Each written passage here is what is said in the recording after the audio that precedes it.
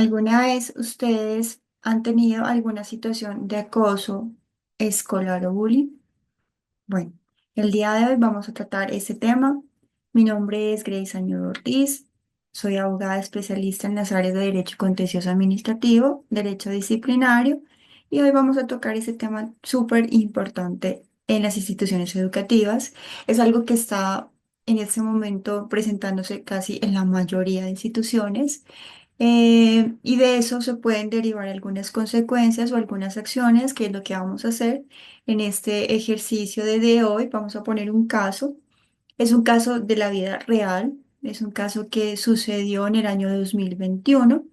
Y bueno, pues se los voy a contar. Primero vamos a entrar en contexto de este caso y después vamos a ver de qué se trata la acción de reparación directa. Listo, entonces vamos a ver el caso para que ustedes se contextualicen. El caso es de un niño de sexto grado. Los hechos sucedieron el 11 de marzo del 2021. Todo comenzó, el bullying como tal, comenzó en un juego virtual en una red social. Resulta que el niño en ese juego resultó agredido verbalmente.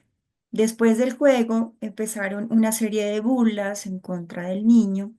El niño estaba en sexto grado. Él salía a los descansos y cada vez que salía a los descansos, los compañeritos le llamaban tetón. ¿Por qué? Porque él tenía pues un poco subido el peso y estaba un poco gordito. A raíz de eso, pues los compañeros empiezan a decirle que es tetón y empiezan a burlarse de él. Pasan los días, la madre se empieza a dar cuenta de que el niño llegaba a su casa cansado, pues callado, no decía nada, como desganado, como triste. Entonces le pregunta al niño, el niño le comenta a su madre, la madre va a la institución educativa, habla con la psicóloga, habla con la directora de grupo, habla con los docentes, les comenta la situación, nadie hace absolutamente nada. Estamos hablando de marzo del 2021. Pasa el tiempo, igual no activan la ruta escolar, simplemente dejan las cosas así. Pasa el tiempo, el niño empieza a generar una ansiedad, una depresión y un aislamiento social, al punto que el niño ya no quiere salir a los descansos, como consecuencia del acoso y de constante bullying que le hacen sus compañeros. Pero esto se agrava en el momento en el que el niño decide meterse a una escuela musical. Le agradaba mucho la música y el arte y el chico se matricula en la escuela musical. Después de esto, empiezan a hostigarlo aún más. Como los chicos sabían que él iba a la escuela musical los días miércoles, lo seguían, lo perseguían, le decían cosas, empezaron a decirle gay, empezaban a burlarse de sus gustos, tanto así que el niño tuvo que desistir de la idea de continuar en la escuela musical porque recibía muchísimo, muchísimo bullying por parte de los compañeros. Pasa un tiempo, esto ya es en 20 de octubre del 2021. El colegio no ha hecho absolutamente nada en favor del menor. En clase de educación física, el profesor de educación física le dice al niño que se tiene que poner fit. En esos términos, le habla al niño, porque pues el niño, como ya lo había comentado, estaba un poco subido de peso. Em, Esto que propició, pues obviamente, la burla de sus demás compañeros y genera en el niño una situación, un trastorno de anorexia. El niño alcanza a bajar 12 kilos en 2 meses. Fue hospitalizado ya cerca del 2000, ya les digo exactamente cuándo, en 28 de marzo del 2022. Este niño es diagnosticado con anorexia nerviosa y depresión como consecuencia de todo pues el ambiente escolar que no ha sido nada propicio para él. El colegio no ha hecho nada hasta ese momento. Vamos, en marzo del 2022, un año después de que la madre puso en conocimiento de la institución de toda esta situación. Del 9 al 28 de abril del 2021, 22, ya el niño fue hospitalizado. Fue hospitalizado en la Fundación Santa Fe por una desnutrición severa, por trastornos de ansiedad y depresión. Y solo hasta ese punto, un año después, la rectora activa la ruta de atención escolar.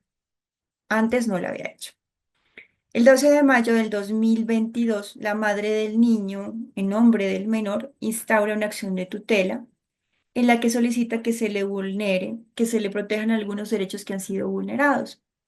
Entre ellos, pues la dignidad humana y otros tantos. ¿Qué hace el juzgado? El juzgado tutela, ampara esos derechos, pero así como ella también pide que se le amparen esos derechos, pide unas pretensiones económicas, alrededor de 11 millones de pesos por cuestión de gastos, de medicamentos, de terapias para el niño, de psicólogo y demás. El juzgado niega las pretensiones económicas, ampara sí los derechos del menor, pero niega las pretensiones económicas, aduciendo que esto ya no es de competencia del juez constitucional, es decir, del juez de tutela, sino de la jurisdicción ordinaria. La jurisdicción ordinaria a través de qué? De a través del medio de control de acción de reparación directa. Y es aquí donde empieza la presentación. Bueno. Eh, entonces, cuando hablamos de ese tipo de situaciones, como la que describo en el caso anterior, empezamos a ver que hay una situación que se ha generado en el menor de salud. Ya es una cuestión delicada porque el niño alcanzó a bajar 12 kilos en 2 meses como consecuencia del constante acoso y del bullying que le hacían en la institución educativa y que la institución como tal nunca hizo nada a favor del niño. No activó ruta, sino un año después. Imagínense la gravedad de este caso. Bueno, cuando hablamos de reparación directa, necesariamente tenemos que hablar del artículo 90 de la Constitución. ¿Qué nos refiere este artículo? Que el Estado debe responder. ¿Cómo debe hacerlo? Patrimonialmente. ¿Por qué? Por todos esos daños antijurídicos que les sean imputables, sea por la acción o la omisión de las autoridades públicas. En este caso, en particular, si nos damos cuenta, lo que hubo fue una omisión, una negligencia por parte de la rectora de la institución educativa, que a sabiendas de que el niño estaba en esa situación, no activó ruta escolar, sino hasta un año después. Dejó que pasara un año para activar la ruta. Entonces, ¿qué debe hacer en ese caso? Bueno, en ese caso, cuando activamos la acción de reparación directa, lo que hace el Estado es que debe responder, sea por un hecho, por una omisión, por una operación administrativa o por una causa imputable a una entidad pública. En ese caso, desde luego, el hecho se produce fue por una omisión. Hubo una omisión. Y por esa razón da lugar a demandar a esa institución educativa. Pero para poder hablar del acoso escolar o del bullying, pues debemos también saber qué se trata de acoso, qué se trata de bullying. Y el acoso escolar es como ese comportamiento agresivo, repetitivo, que un estudiante, un grupo de estudiantes ejerce sobre otro con la intención firme de causarle daño, ya sea física, verbal, psicológica o a través de medios digitales, como en este caso empezó a través de un medio digital y la agresión era verbal. Después siguió siendo verbal. Hubo un episodio que de pronto me salté dentro del caso y es que los compañeritos toman al niño de la cabeza, lo arrojan a una mesa y le restriegan yogur en la cara, le toman una foto y eso lo divulgan por redes sociales. Eso fue otro hecho de acoso escolar. Realmente el niño había sufrido demasiado acoso escolar y jamás se dio la intervención o pronunciamiento por parte de las directivas del colegio. Solo hasta un año después tuvo que pasar que el niño fuera hospitalizado para que el colegio hiciera algo, para que el colegio activara la ruta de atención. Entonces aquí nos surge la pregunta, bueno, ¿qué pasa si a mi hijo le hacen ese tipo de acoso escolar al punto que llega a trastornar su salud mental y física. ¿Podemos demandar a la institución educativa por no haber hecho nada? La respuesta es totalmente sí. Entonces, ¿quiénes pueden hacerlo? Pueden hacerlo los padres o acudientes que se sientan afectados con esa acción, con esa misión de la institución educativa respecto del acoso escolar y de las consecuencias derivadas de ello. ¿Cuál es ese término que tenemos para demandar? Tenemos 2 años contados a partir del día siguiente al hecho dañino o cuando el demandante tuvo o debió tener conocimiento de esos hechos. En este caso, la madre tuvo conocimiento de los hechos en abril del 2021, entre el mes de marzo y abril del 2021. Se produjo el hecho y la madre tuvo conocimiento porque el niño le contó a la madre. Para poder declarar esa responsabilidad necesariamente existen unos elementos. ¿Sí? No podemos hablar de reparación directa sin que existan estos tres elementos. Tiene que existir primero un daño, la culpa y el nexo causal. En efecto, en el caso existe el daño como tal.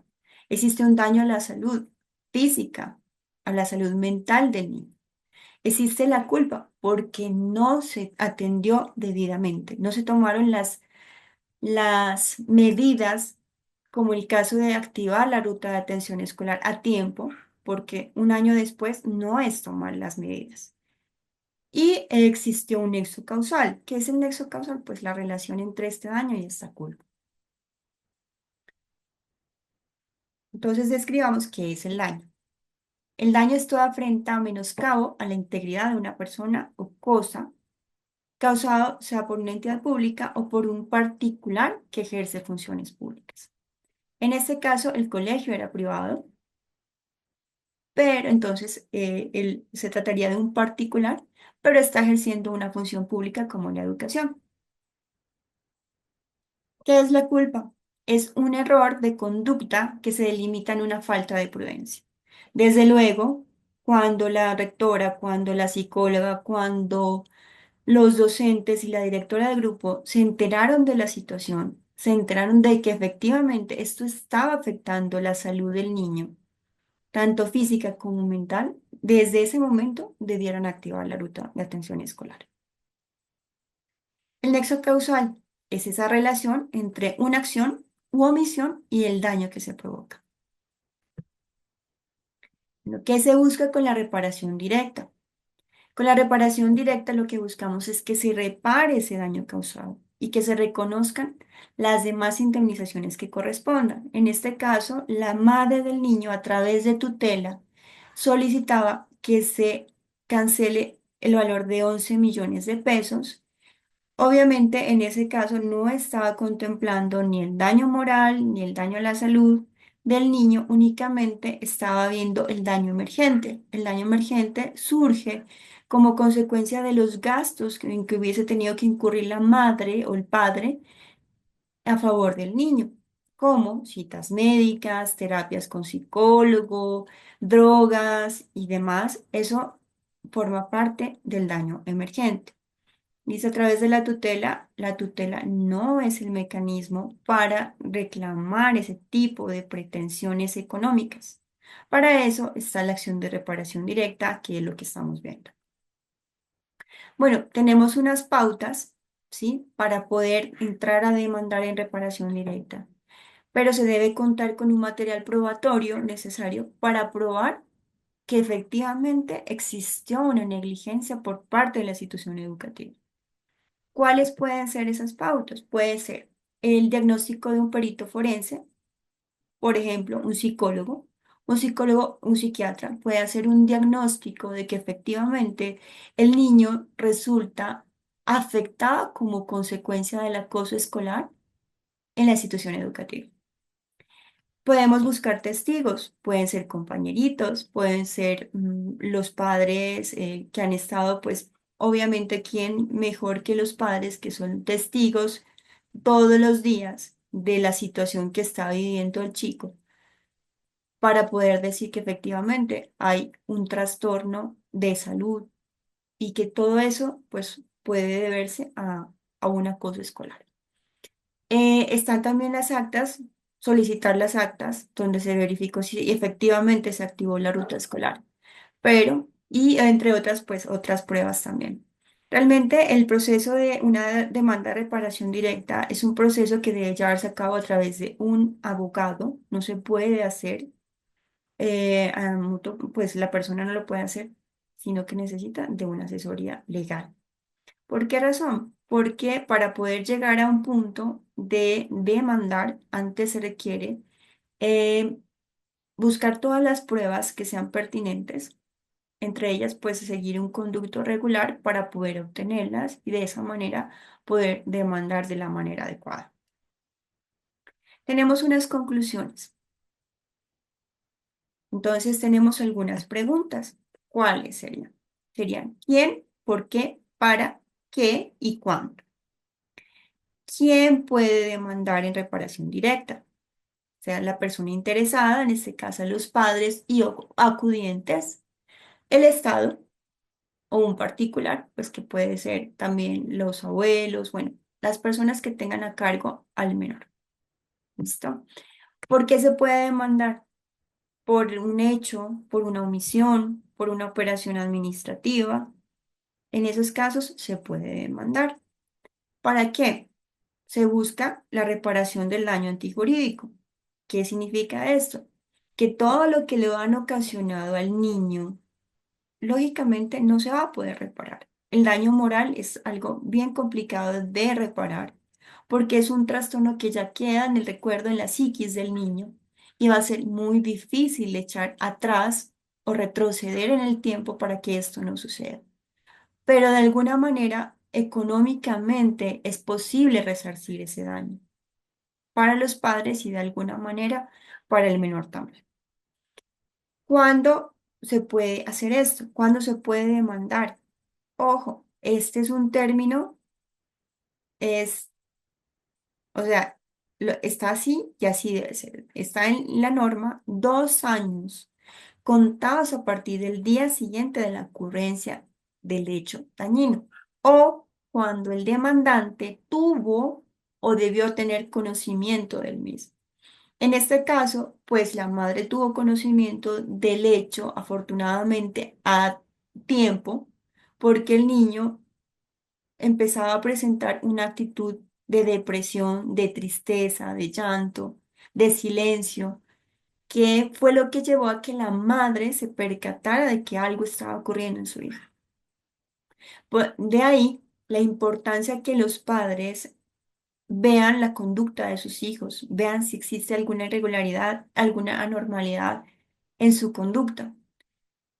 Y con base en eso, pues hacer lo que hizo la señora, que en este caso es lo correcto, asistir al colegio, a psicología, a los directores de grupo en este caso, para ver qué es lo que estaba ocurriendo con su hijo.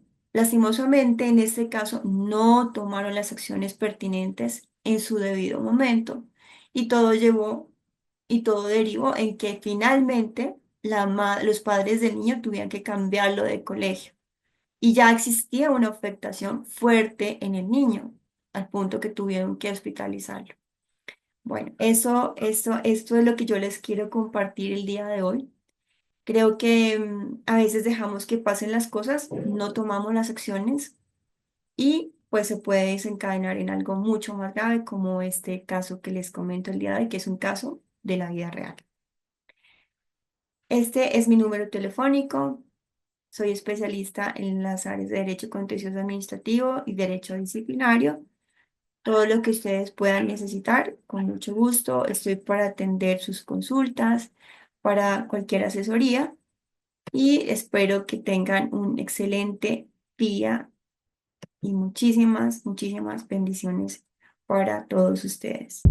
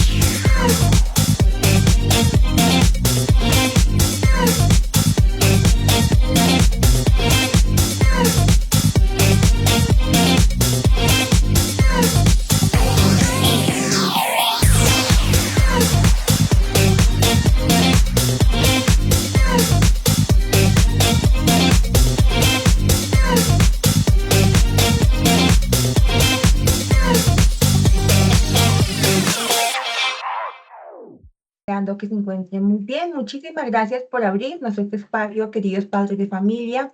Y cuando hablamos de los derechos de nuestros niños, niñas y adolescentes, de nuestros hijos, y más cuando hablamos de una presunta vulneración de los mismos derechos en el entorno escolar, donde los entornos escolares deberían ser espacios seguros y protectores para toda nuestra población estudiantil. Significa que si estamos viviendo una situación que esté presentando vulneración de los derechos de sus hijos, se debe buscar la justicia y la reparación. Es por eso que en este contexto, pues la psicología forense desempeña pues un papel fundamental precisamente para proporcionarles pues una evaluación especializada que puede ser pues determinante en los procesos legales y administrativos. De esta manera pues damos inicio a este espacio.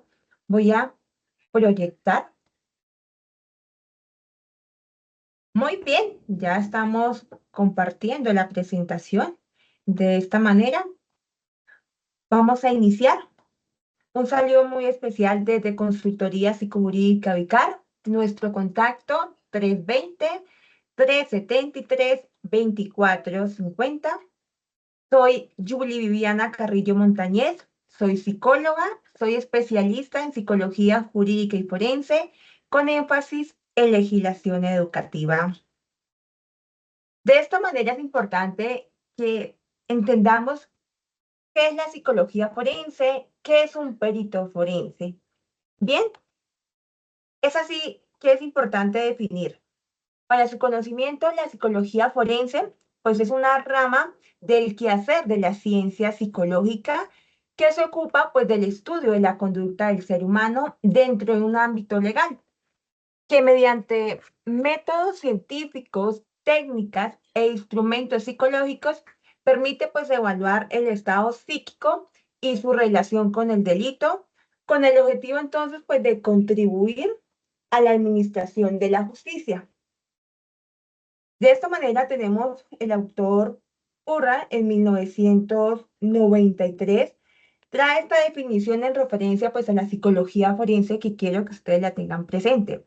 Y es la ciencia, pues, que enseña la aplicación en todas las ramas y saberes de la psicología ante las preguntas de la justicia.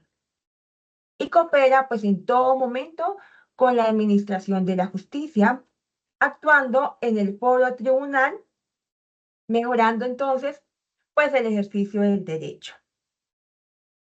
Es decir, que la psicología forense actúa, ¿sí?, frente a los hechos jurídicamente relevantes.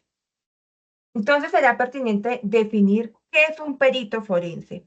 Bien, un perito forense es un especialista pues, que proporciona un análisis técnico-científico sobre los hechos jurídicamente relevantes que le permiten entonces al juez conocer aspectos significativos del caso y le ayudan pues a dictar una resolución justa.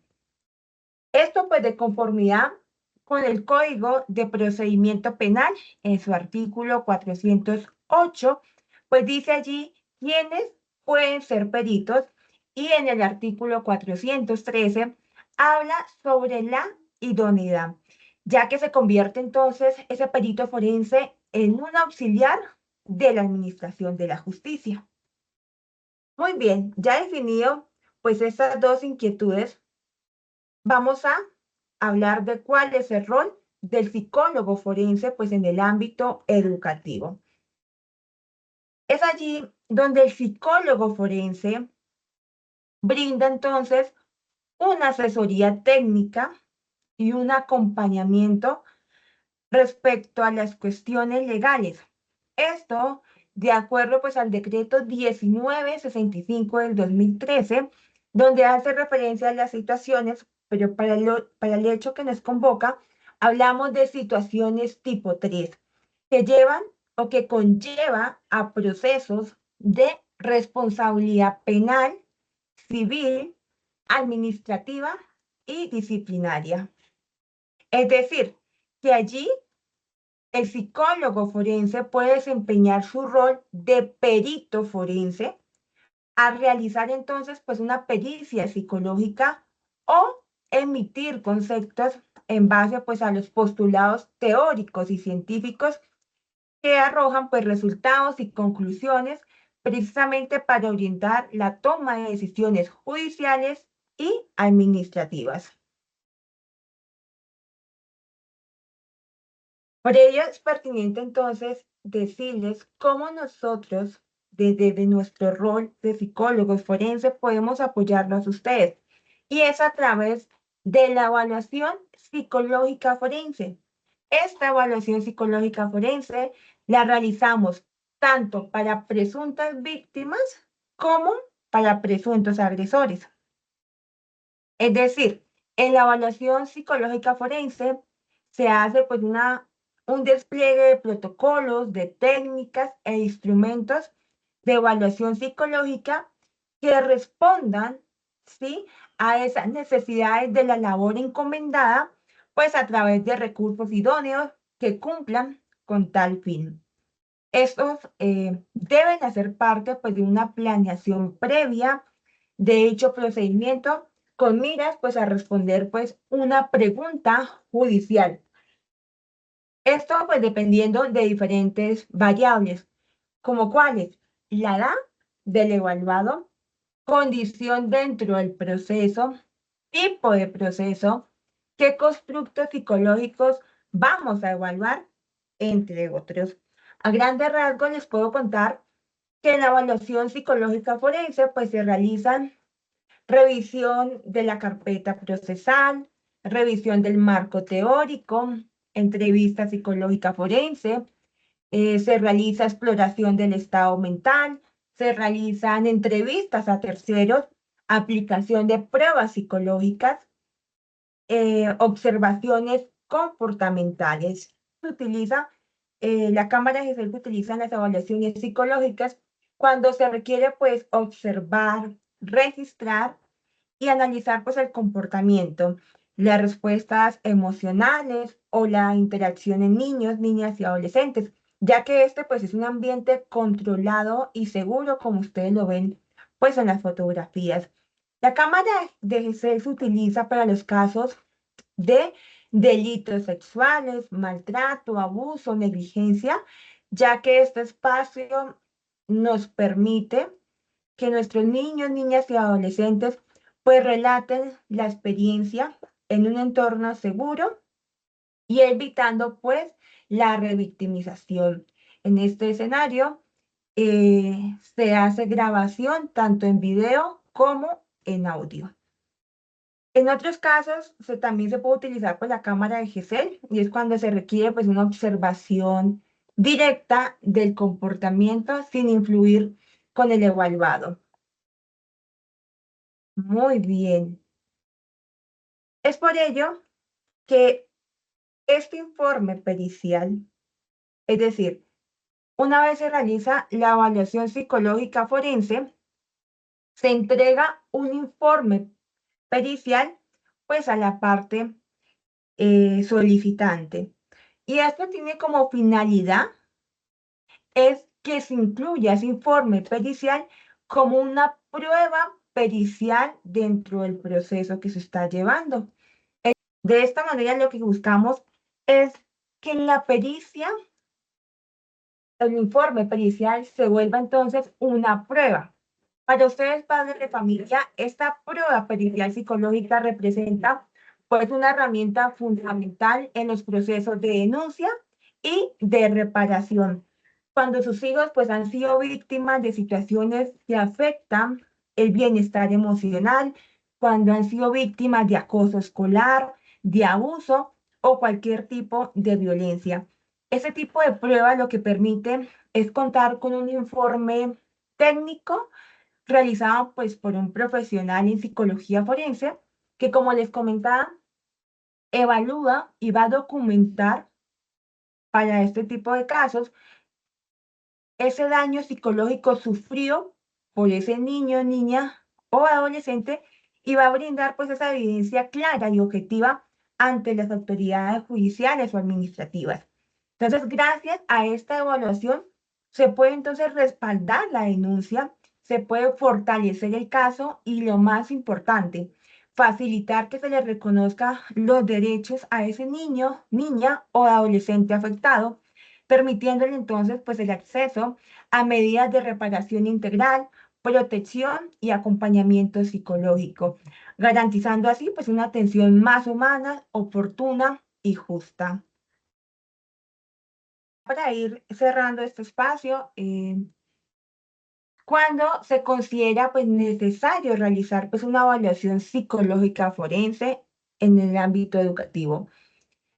Para ello es importante reiterar pues que dentro del marco legislativo educativo existe el decreto 1965 del 2013, por el cual pues se reglamenta la ley 1620 del 2013, donde se clasifican las situaciones tipo 3.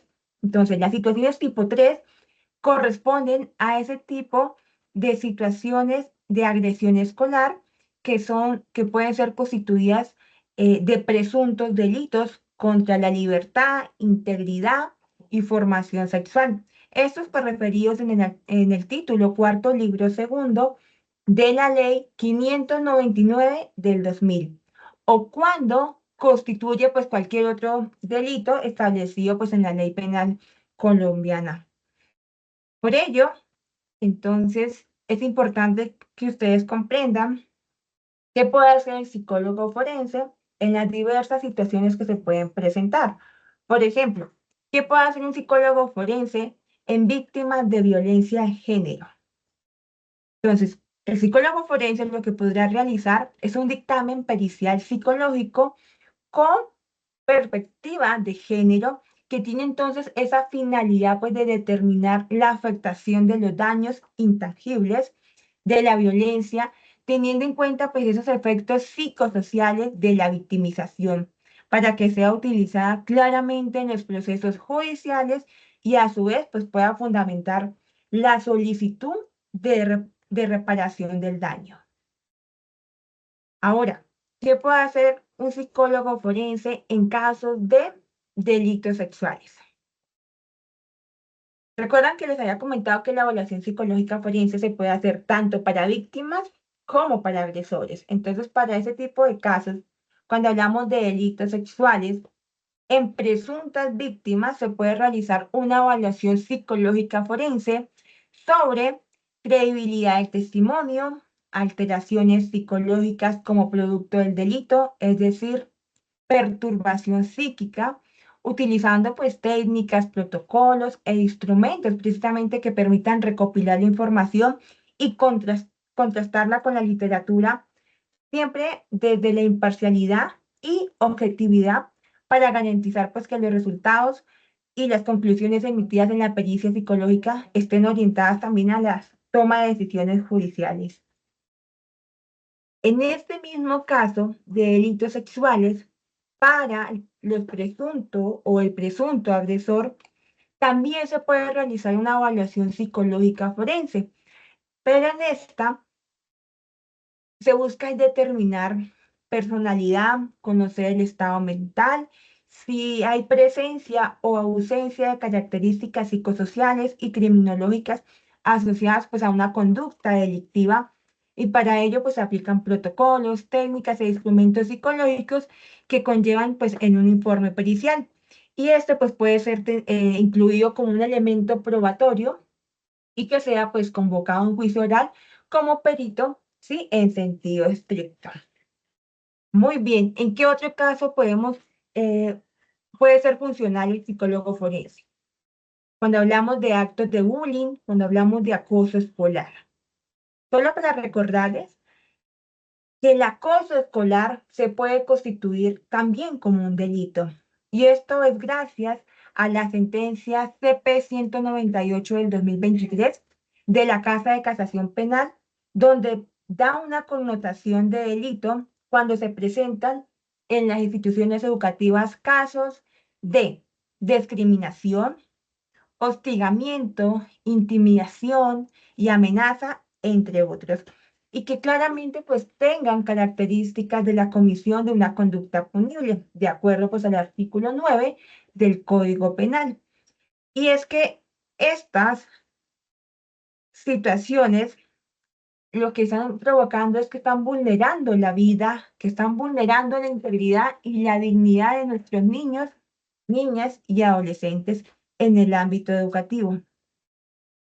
Es decir, que si algún padre de familia sabe en este momento está viviendo este hecho victimizante, su hijo está siendo víctima de acoso escolar, de un bullying, entonces el psicólogo forense le va a permitir, le puede apoyar en este proceso y ir realizando una evaluación psicológica forense que tiene como finalidad determinar el daño psíquico en ese niño, precisamente para procesos de reparación.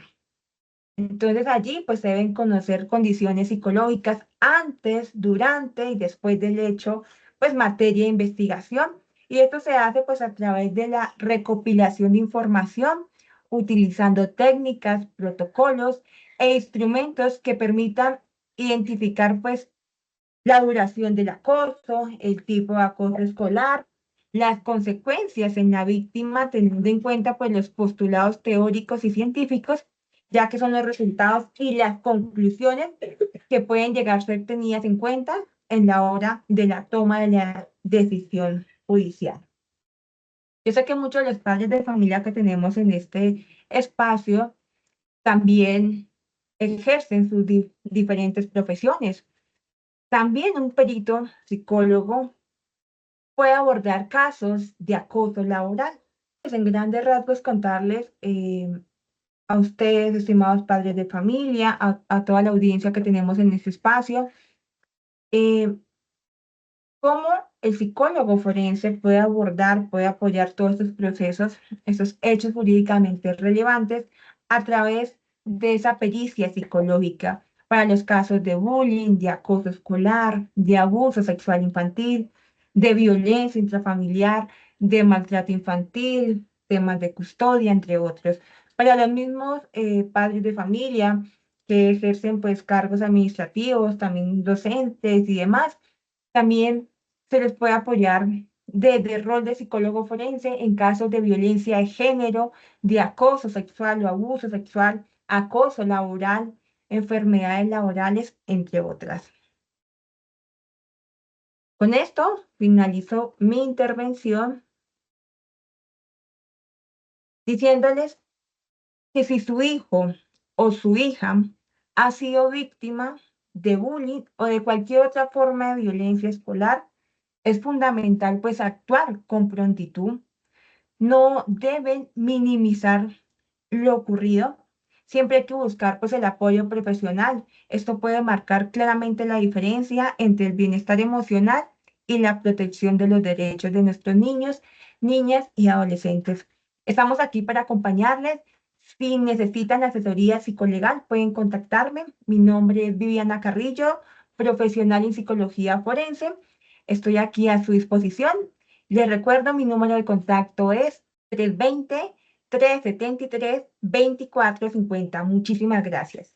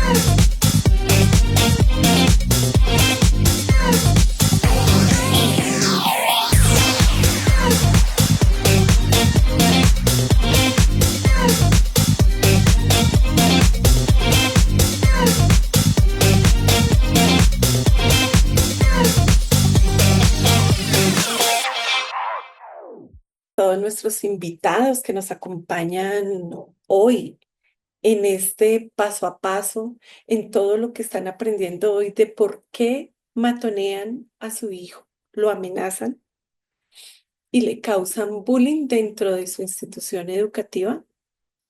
Continuando con esta capacitación, después de que nuestras queridas Gracie y Viviana nos acompañaron, ahora voy con los pasos de denuncia penal frente al matoneo.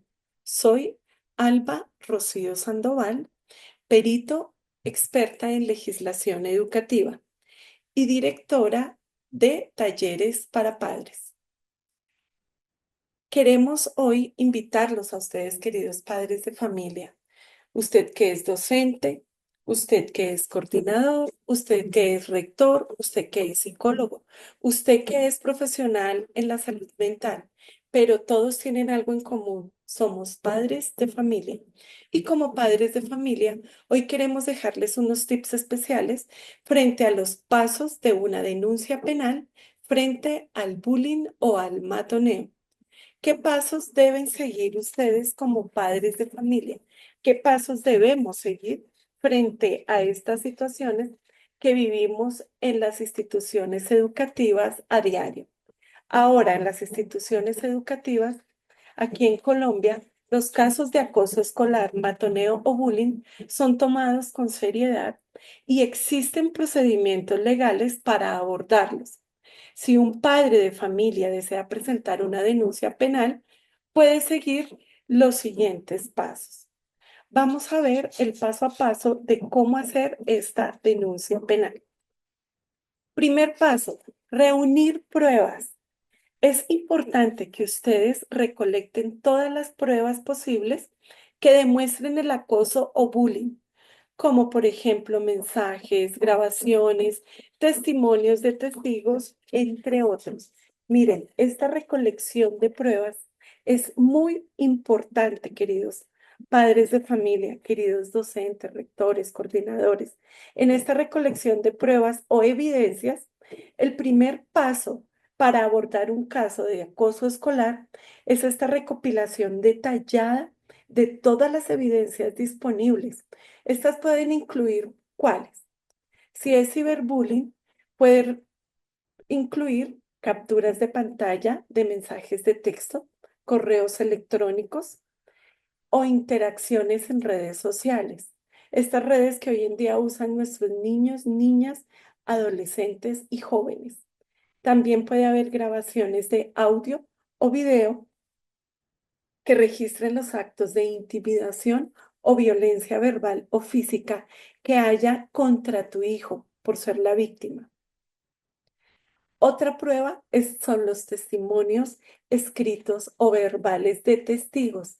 ¿Qué testigos? Ustedes pueden tener algún amigo de su hijo o los docentes o las actas que el colegio tenga o padres de familia o miembros de la misma comunidad educativa dentro de ese debido proceso que la institución educativa esté haciendo o haya hecho en el caso de bullying o matoneo. La otra prueba que deben reunir son reportes médicos o psicológicos, los diagnósticos de psicología, porque nuestros niños, niñas, adolescentes y jóvenes sufren este acoso y lo más grave es que les generan daño psicológico o mental. Si tienen reportes médicos, psicológicos o si existiesen afectaciones derivadas de este acoso, deben tener esa prueba también. La recopilación adecuada y ordenada de estas pruebas fortalecen el proceso de la denuncia y facilita también la intervención de las autoridades escolares y judiciales. Segundo paso, la notificación a la institución educativa. Miren, ustedes deben informar a la escuela sobre la situación para que tomen medidas internas y puedan colaborar con la investigación. ¿Cómo se hace esta notificación? Después de que usted informa a la institución educativa para que tomen medidas internas y puedan colaborar con esta investigación, una vez obtenidas las evidencias, es fundamental informar formalmente todo lo que está sucediendo. Y esto debe hacerse por medio de que, primero, ustedes deben hacer un informe por escrito dirigido a la rectoría, coordinación o comité de convivencia, donde usted como padre de familia está informando que va a hacer su denuncia penal respecto a un bullying o matoneo que se está viviendo su hijo o hija como víctima dentro de la institución educativa. Segundo, hagas una solicitud de activación del protocolo de atención a la situación de acoso escolar en cumplimiento, se presume, con el manual de convivencia de la institución. Todos los manuales de convivencia deben estar actualizados a los protocolos que ordena el Ministerio de Educación y las diferentes normas y leyes que vamos a ver más adelante frente a las situaciones tipo 3 o protocolos de bullying, acoso escolar, matoneo o ciberbullying. Se presume que el manual de convivencia debe estar actualizado y usted como padre de familia puede exigirlo a la institución educativa y solicitar la activación de esa ruta, de ese protocolo y saber qué está haciendo el colegio frente a esta situación. Otro tercer paso frente a esta notificación es que la institución educativa está obligada a actuar conforme a los lineamientos establecidos en el Sistema Nacional de Convivencia Escolar, incluyendo la apertura de esta ruta de atención, de espacios de mediación, el seguimiento y el reporte a las autoridades competentes si el caso así lo requiere. Tercero, presentar la denuncia ante la Fiscalía General de la Nación. Si el acoso escolar constituye un delito como abuso o amenaza, se debe presentar la denuncia ante la Fiscalía General de la Nación.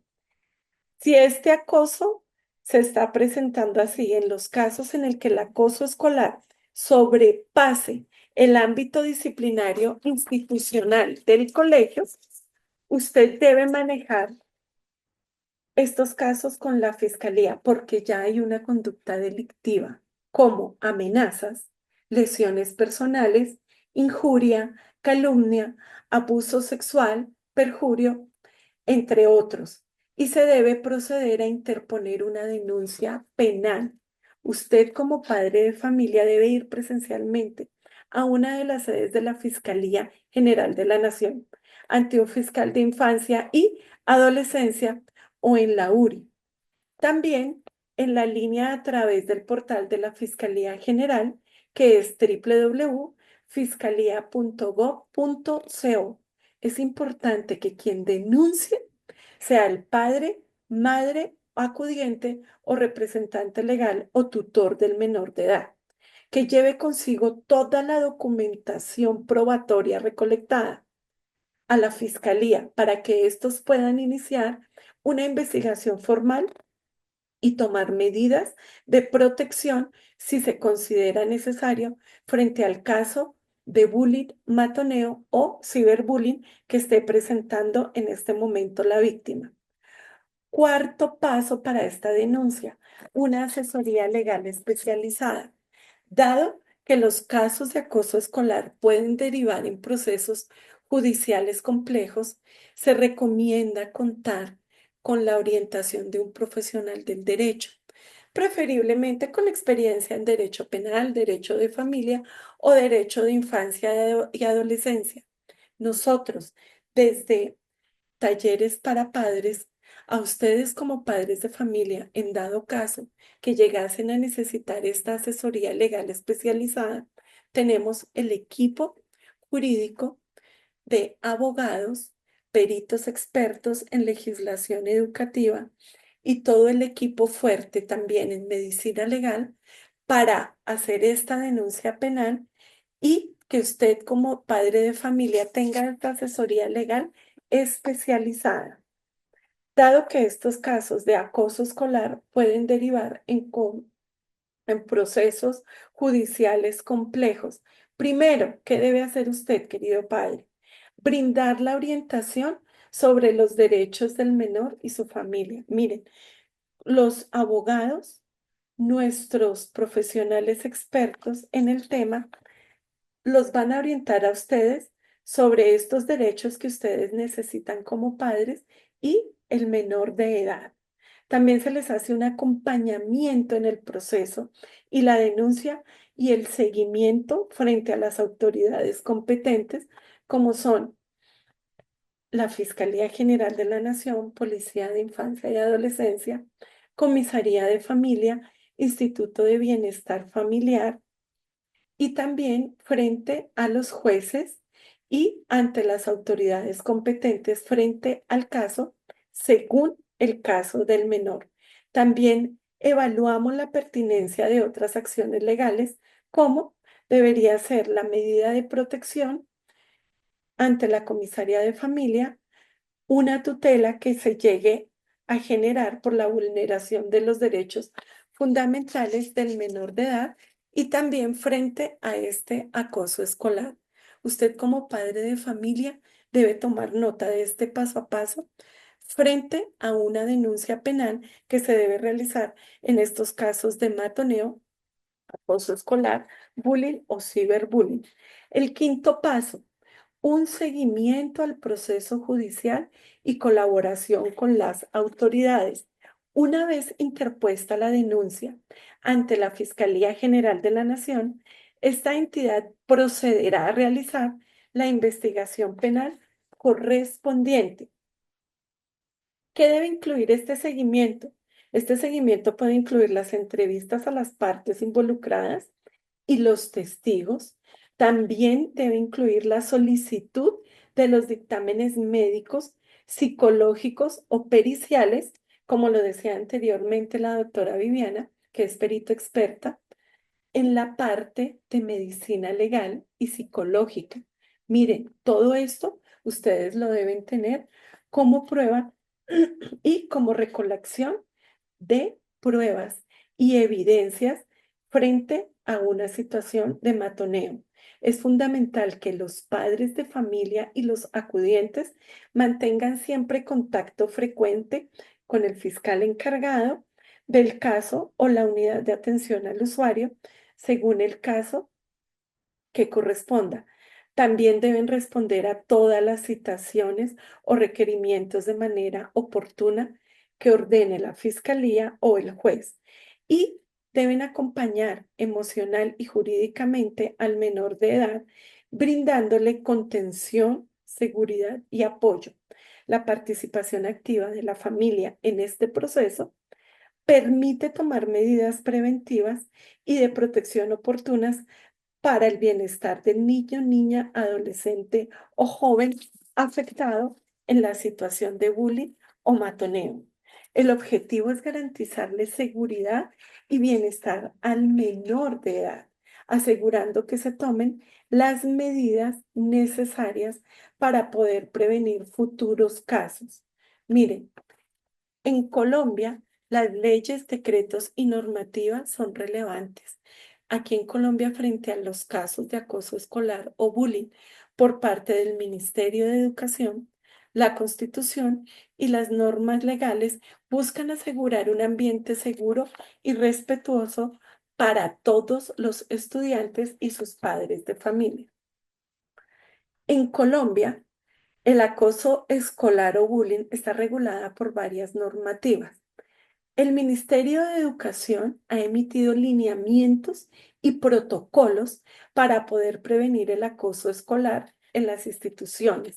Dentro de las instituciones, las escuelas deben tener sus manuales de convivencia actualizados, donde incluya las medidas contra el bullying, donde tengan una ruta de atención escolar especializada como lo ordena la 1620, donde tenga todo organizado y donde incluya estas medidas contra el bullying, sus protocolos, dependiendo las situaciones y las faltas. Debe tener todo esto el manual de convivencia de su institución educativa, querido padre de familia, de su institución educativa, querido docente, de su institución educativa, querido rector. Ustedes deben tener, como lo ordena el Ministerio de Educación, su manual de convivencia actualizado frente a toda la normativa legal y últimas normativas que vienen desde hace mucho tiempo, desde el año 2006, 2011, 2013, diferentes sentencias, tutelas que han salido. Frente a estas situaciones, ustedes deben tener su manual actualizado para que cuando el padre de familia tenga que hacer la denuncia penal, usted como institución apoye esa denuncia y se cuide como institución educativa frente a estas situaciones. También en estas normas el Código Penal puede aplicarse si el acoso escolar implica conductas delictivas como lesiones, amenazas o injuria. El Código Civil puede ser también relevante en estos casos donde se trate de la responsabilidad civil por daños causados por el acoso. Y la Ley 1098 del 2006, Ley de Infancia y Adolescencia, establece la protección integral de los derechos de los niños, niñas y adolescentes y se aplica en casos de acoso escolar para garantizar su bienestar. Estas normativas buscan asegurar un ambiente seguro y respetuoso para todos los estudiantes. Miren, en la Constitución colombiana hablan de los derechos fundamentales de los niños, niñas y adolescentes. En su artículo 44, la Constitución Política de Colombia y el Código Civil de la Infancia y la Adolescencia protege los derechos fundamentales de nuestros niños, niñas y adolescentes, incluyendo el derecho a la vida, a la integridad física, dignidad, salud, educación y recreación. También son los derechos donde prevalecen sobre todos los derechos de los demás y las autoridades deben garantizar la protección de nuestros niños, niñas y adolescentes. En la Ley 1098 del 2006, también en su artículo 45, para ustedes, queridos rectores, docentes, coordinadores, que nos acompañan hoy en esta capacitación frente a una denuncia penal, dentro del manual de convivencia, ustedes deben tener este artículo y la Ley 1098 dice obligaciones de las instituciones educativas, donde este artículo establece que las instituciones educativas tienen la obligación de garantizar un ambiente de convivencia y respeto para niños, niñas y adolescentes y además deben poner en práctica mecanismos, procedimientos para prevenir, identificar y atender las situaciones que afecten los derechos de los estudiantes, especialmente en los casos de bullying o matoneo, como lo ordena la Ley 1620 del 2013. Ambos artículos, el 44 de la Constitución, el 45 de la 1098, refuerzan la responsabilidad del Estado, las instituciones y la comunidad educativa en proteger los derechos de los niños, niñas y adolescentes, garantizando una respuesta rápida y efectiva en los casos más graves. Aparece el decreto 1965 del 2013. Es un marco normativo clave en Colombia que establece las directrices para implementar, la ley 1620 del 2013, donde se desarrolla el Sistema Nacional de Convivencia Escolar y la formación de los ejercicios de los derechos humanos de nuestros niños, niñas y adolescentes. Miren, queridos rectores, coordinadores, estos decretos, todo esto son responsabilidades de las instituciones educativas que ordena el Ministerio de Educación, las leyes, las normas, la Presidencia de la República y todo para que ustedes desarrollen e implementen como instituciones educativas planes de convivencia que incluyan estrategias de prevención de la violencia. Activar una ruta de atención integral ante situaciones de violencia escolar. Deben involucrar a toda la comunidad educativa, docentes, estudiantes, padres de familia, en la promoción de la convivencia escolar. Conclusiones. Mire, Delitos conexos a este bullying o matoneo. Aparece porte de sustancias según el artículo 376 del Código Penal, el 378 del Código Penal, inducción y estímulo, también el 381 del Código Penal, el suministro menor, artículos 111, 112 del Código Penal, lesiones personales, artículo 134b del Código Penal, hostigamiento, artículo 134a del Código Penal, discriminación y racismo, y artículo 107 del Código Penal, inducción al suicidio.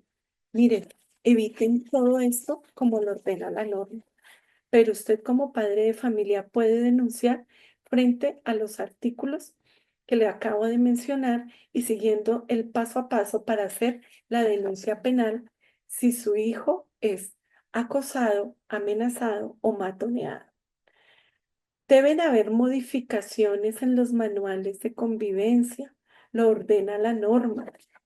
Miren, el decreto 1965, en su complemento esencial de la ley 1620 del 2013, ya que detalla la estructura y la responsabilidad de los procedimientos para la promoción y la convivencia escolar y la protección de los derechos de los estudiantes, en su enfoque integral abarca desde la prevención de la violencia hasta la atención efectiva en los casos más graves.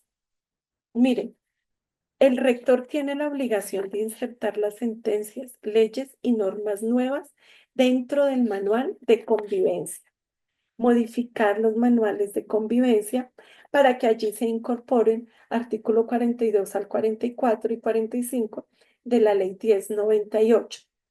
Ordenar al MEN, al Ministerio de Educación, los estatutos de antimatoneo estudiantil. Pídanselo al Ministerio de Educación. Ellos tienen la ruta y todo referente al bullying y tienen algo que se llama el botiquín frente a los casos de bullying o matoneo.